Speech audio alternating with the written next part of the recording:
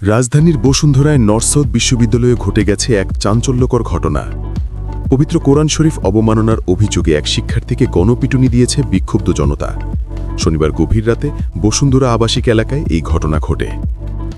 Police ও প্রত্যক্ষদর্শীরা জানায়, ওই শিক্ষার্থী বিশ্ববিদ্যালয়ের ভেতরে কোরআন শরীফ অবমাননাকর মন্তব্য এবং পবিত্র কোরআনকে লাথি মারার অভিযোগ ওঠে।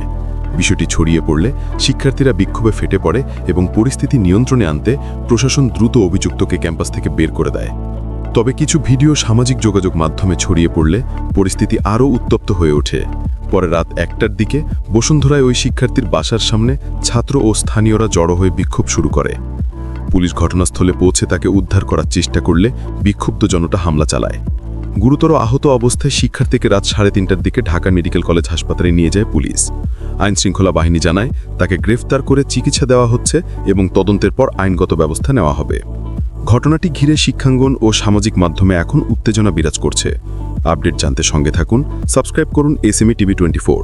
সত্য প্রকাশে অনড়।